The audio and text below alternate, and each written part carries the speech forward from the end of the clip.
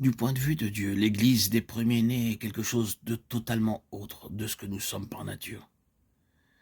Et cette altérité absolue, cette autre qu'est Christ,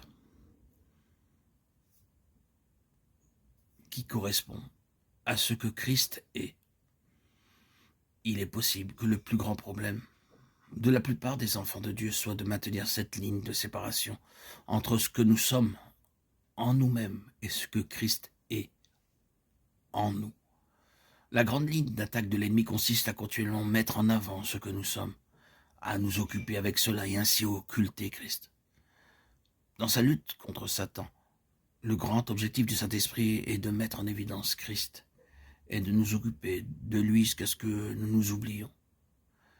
C'est là que la grande difficulté survient chez la plupart des enfants de Dieu.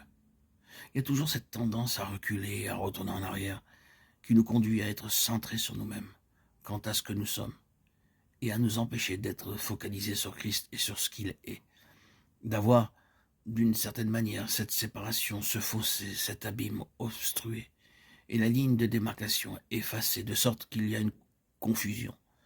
Dieu commence avec les premiers-nés, cela implique quelque chose de totalement autre de ce que nous sommes. Et il est important de voir ce que Dieu dit et comment il voit ceux qui sont représentés comme étant en Christ et en qui Christ est. Comme exemple, non pas d'une réalité spirituelle, mais d'une représentation de cette vérité.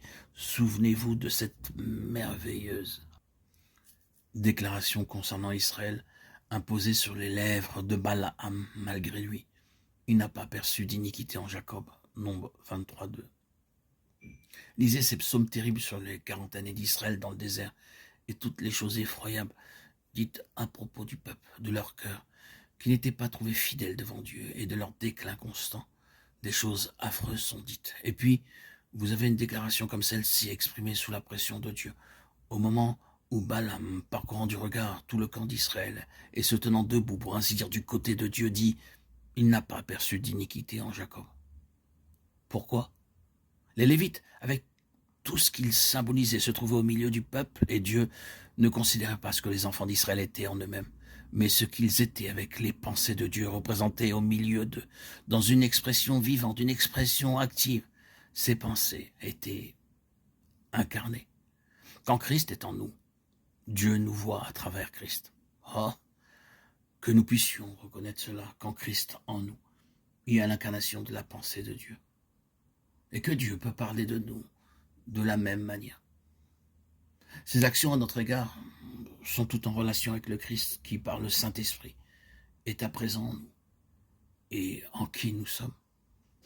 Le fait que le premier-né est invariablement lié à la mort, à la résurrection et la façon de Dieu d'exprimer que de son point de vue, ce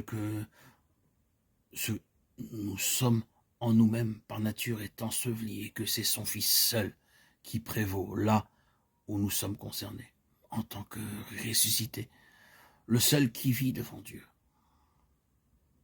Aux yeux de Dieu, tout le reste est mort et enseveli. Et Dieu voudrait nous voir prendre cette attitude. Souvenez-vous que nous sommes morts et ensevelis